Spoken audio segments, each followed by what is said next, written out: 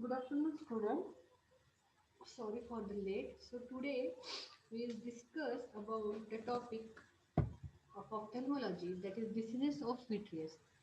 In the previous lecture, we have studied about the applied anatomy and the structure of the vitreous. That is, vitreous is a humor, is an inert, transparent, jelly-like structure that fills the posterior four-fifths of the cavity of eyeball and is about 4 ml in volume.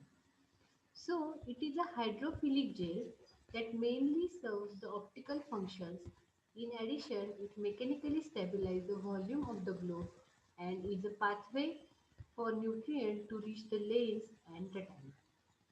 So, the normal youthful vitreous gel is composed of a network of randomly oriented collagen fibers which interspread with numerous spheroidal micromolecules of hyaluronic acid.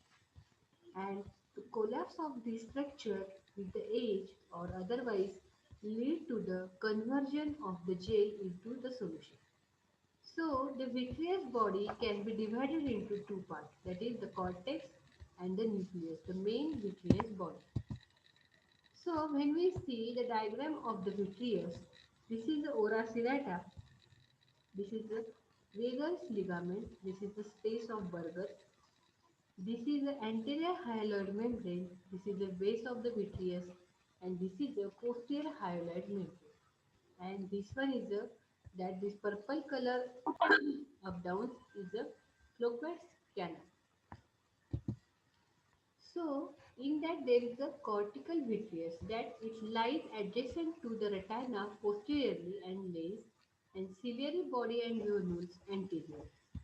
So the density of collagen fibers is greater in these peripheral parts and the condensation of these fibers form a false anatomic membrane which is called as the anterior hyaloid membrane, which is anterior to ora serrata, and posterior hyaloid membrane which is posterior to the ora. So in this diagram we can see the membrane anterior to the ora, it is called as the anterior hyaloid membrane, and the membrane which is posterior to the ora serrata, it is called as the posterior hyaloid membrane. The attachment of the anterior hyaloid membrane to the posterior lens surface is firm in the young and weak and in the elderly, whereas posterior hyaloid membrane remains loosely attached to the internal limiting membrane of the retina throughout the life. These membranes cannot be discerned in normal eyes unless the lens has been extracted and the posterior vitreous detachment has occurred. In this structure, we can see the anterior highlight membrane, the posterior highlight membrane, the ora serrata. That ora serrata is the main point where the from this point we can see the which part or which membrane central to the ora serrata is called as the posterior highlight membrane. And this part of the highlight membrane which is posterior to the ora serrata, it is called as the posterior highlight membrane. And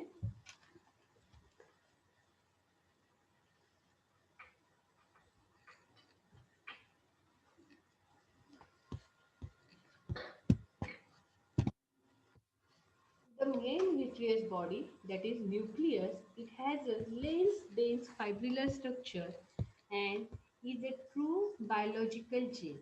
It is here where liquefaction of the vitreous gel starts first. And microscopically, the vitreous body is homogeneous but exhibit wavy lines as of water silk in the slit-lapped beam. So running down the center of the vitreous body from the optic disc to the posterior pole of the lens is a hyaloid canal, that is Cloquet's canal, of doubtful existence in adult. And down this canal run the hyaloid artery of the fetus. So, the attachment shows that the part of the vitreous 4 mm across the ora serrata it is called as a vitreous space, where the attachment of the vitreous is strongest, and the other firm attachment are around the margins of the optic disc, foveal region, and back of the crystalline lens of hyalodocrepuscular ligament of Wegener. So in this we can see a Wegener's ligament, and this is the space of the burger which is just above to the anterior highlight membrane. Then the disorders of the vitreous liquefaction, that is synchiasis. Synchiasis is the most commonest degenerative change in the vitreous. The causes of this liquefaction, which include degenerations such as senile, myopic, and that are associated with retinitis pigmentosa, and post-inflammatory, that is particularly following the uveitis.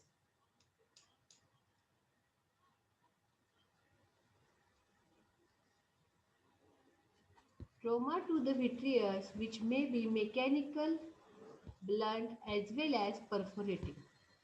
Thermal effect of vitreous following diathermy, photocoagulation, and cryocoagulation.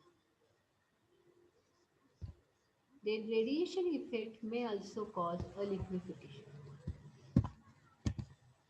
Then the clinical feature of this shows that on a slit lamp biomicroscopy, the vitreous liquefaction, that is synchiasis, is characterized by absence of a normal fine fibrillar structure and visible pockets of liquefaction associated with the appearance of porous aggregate material which moves freely in the free vitreous. So liquefaction is usually associated with the collapse, that is synergesis, and opacities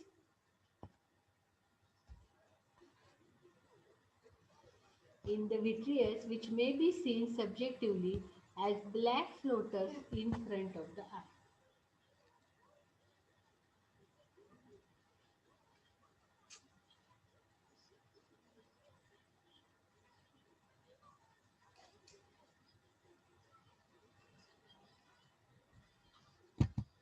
Vitreous detachment, that is where is posterior vitreous detachment, that is PVD.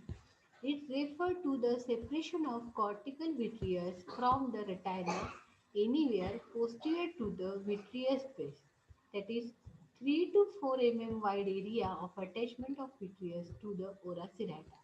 And PVD with vitreous liquefaction, that is the synchiasis and collapse synergis, that is synersis, is Common occurrence in majority of normal subject above the age of the 65 years. So it occurs in the eyes with the senile liquefaction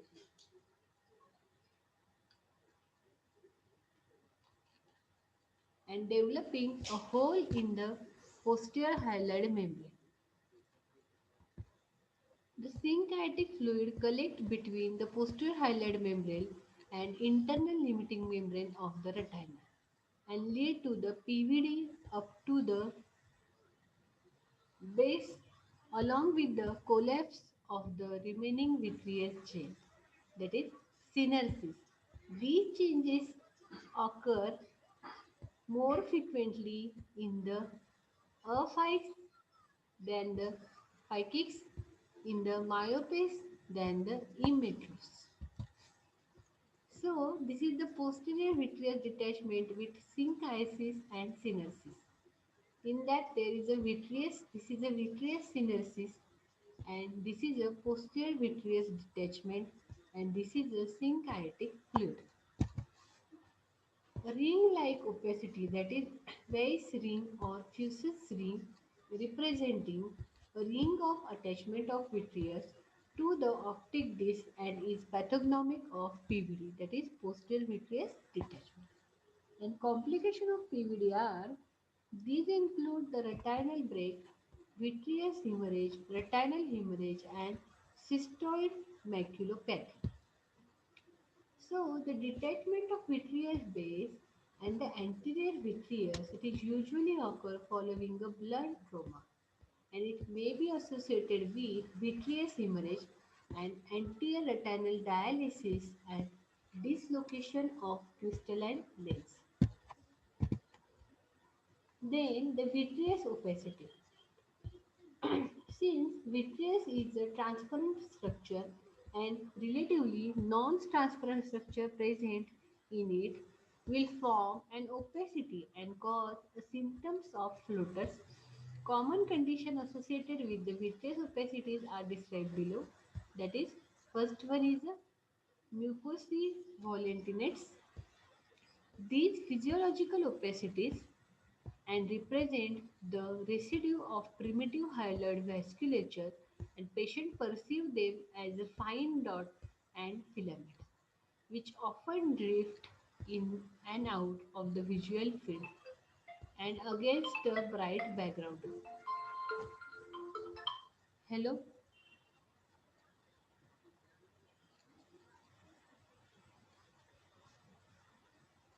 हम्म बस चालेल ना lecture मध्ये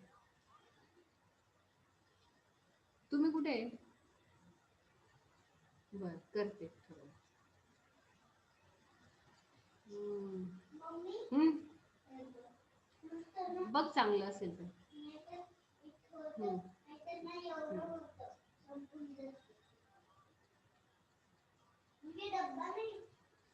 Against a bright background. Example, a clear blue sky and persistent hyperplasty primary vitreous, that is PHPV, result from failure of primary vitreous structure to regress combined with the hypoplasia of posterior portion of vascular mesh. And clinically it is characterized by a white pupillary reflex, that is leukocoria, seen shortly after birth. Then, associated anomalies include a congenital cataract, glaucoma, long and extended ciliary processes, microphthalmos, and vitreous hemorrhage. So, differential diagnosis need to be made from other causes of leukocoria, especially retinoblastoma and congenital cataract and retinopathy of prematurity. So computerized tomography, that is CT scanning, help in the diagnosis.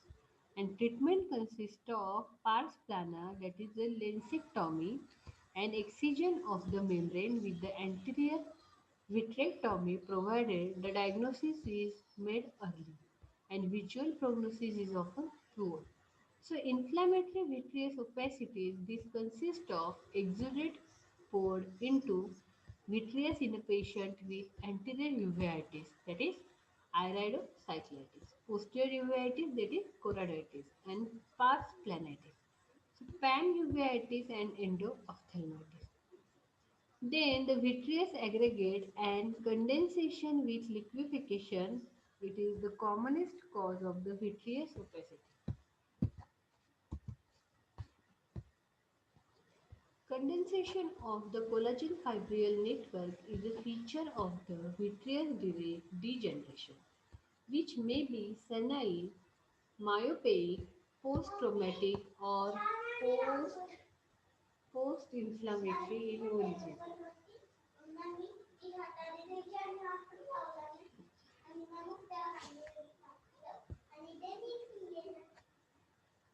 Amyloid degeneration. It is a rare condition in which amorphous amyloid material is deposited in the vitreous as a part of generalized amyloidosis.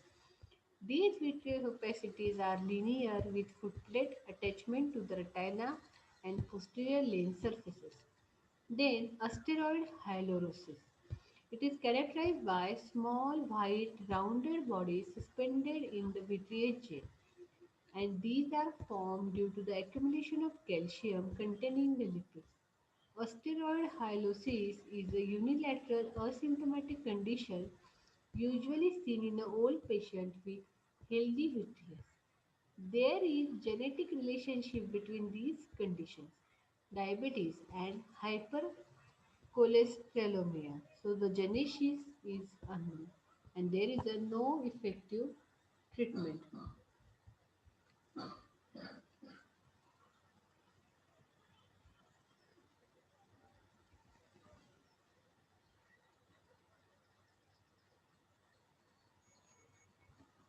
So synchiasis scintillans. In this condition, vitreous is laden with a small white angular and crystalline bodies formed of cholesterol. It affects the damaged eyes which have suffered from trauma, vitreous hemorrhage or inflammatory diseases in the past. In this condition, the vitreous is a liquid and so the crystals sink in the bottom but are stirred up with every movement of settle down again with every pause.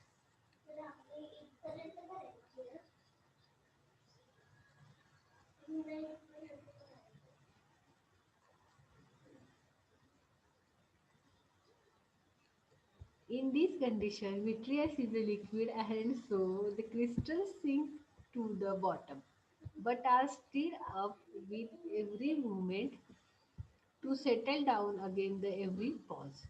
These phenomenon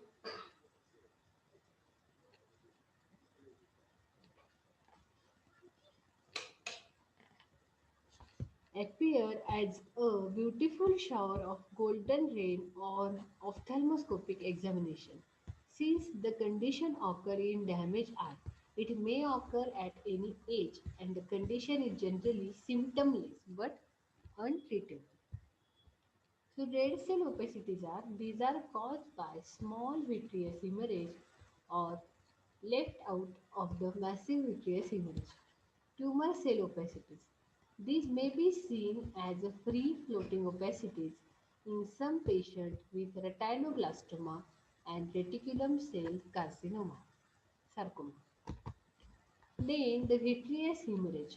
Vitreous hemorrhage usually occur from the retinal vessels and may present as a pre-retinal that is subhyaloid or an integral hemorrhage. The intragel hemorrhage may involve anterior, middle, or posterior or the whole vitreous body. Causes of the vitreous hemorrhage are as follows. That is, in one, there is a spontaneous vitreous hemorrhage from the retinal, which breaks especially those associated with the PVD. And second, that is the trauma to the eye, which may be blunt or perforating with or without retained intraocular foreign body in nature. Third, that is inflammatory diseases such as erosion of the vessels in acute chorioretinitis and phlebitis, retini, primary or secondary to uveitis. Fourth, that is vascular disorder, for example, a hypertensive retinopathy and the central retinal vein occlusion. Fifth, that is metabolic diseases such as diabetic retinopathy. Sixth, that is blood dyscrasia, for example, retinopathy of anemia, leukemia, polycythemia, and the sickle cell retinopathy. Then seventh, that is the bleeding disorder, for example, like purpura, hemophilia, and scurvy. Eighth, that is neoplasm. In that, there is a vitreous hemorrhage may occur from the rupture of the vessels due to the acute necrosis in tumor like retinoblastoma. And ninth, that is idiopathic. In that, there is a clinical feature, that is the symptoms, in which there is a sudden development of the floaters occur when vitreous hemorrhage is small. And in massive vitreous hemorrhage, patient developed a sudden painless loss of vision. Then signs that distant direct ophthalmoscopy reveal black shadow against the red glow in small hemorrhage and no red glow in a large hemorrhage. And direct and indirect ophthalmoscopy may show the presence of blood in the vitreous cavity. So, the ultrasonography, that is UHG with a B scan, is particularly helpful in diagnosing the vitreous tumor.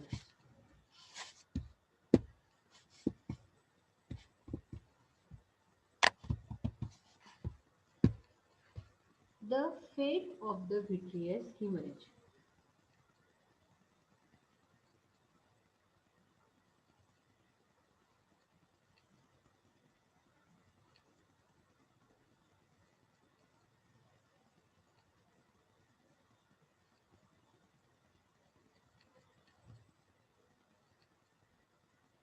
Complete absorption may occur without organization and the vitreous become clear within 4 to 8 weeks.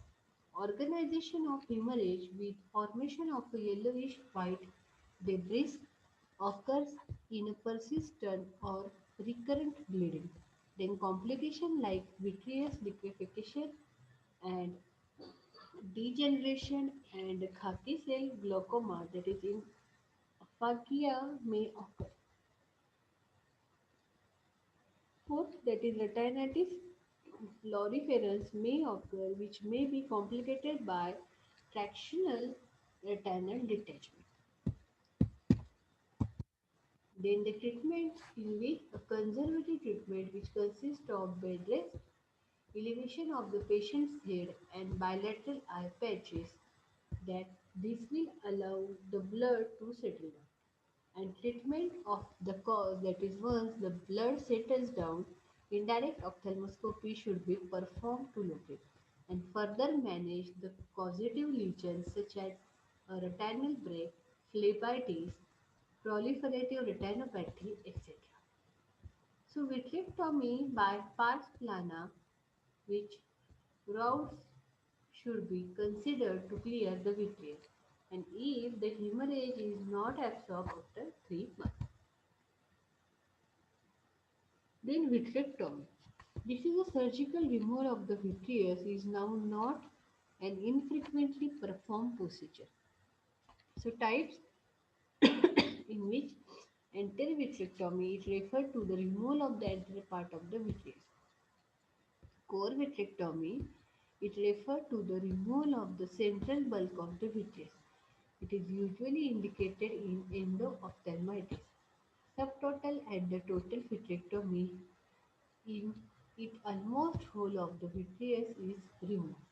Then techniques are used that open sky vitrectomy. This technique is employed to perform only anterior vitrectomy, and closed vitrectomy, that is a pars plana vitrectomy.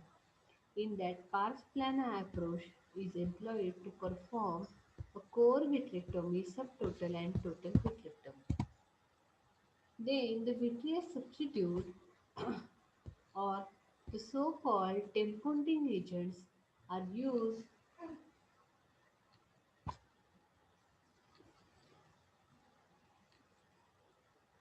in vitreous retinal surgery too, and restore the intraocular pressure and provide intraocular tamponade.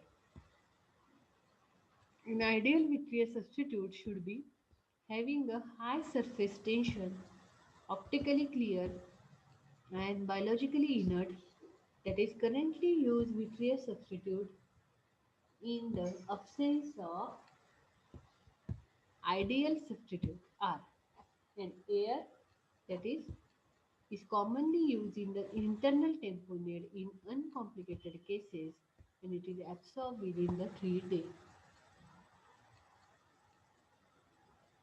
Physiologically, solutions such as ringer lactate or a balanced salt solution that is BSS can be used as substitute after vitrectomy for endophthalmitis or uncomplicated vitreous hemorrhage. Expanding gases are preferred over air in the complex cases requiring a prolonged intraocular tamponade. They are used as a 40% mixture in the air. Examples are sulfur hexafluoride that is SF6.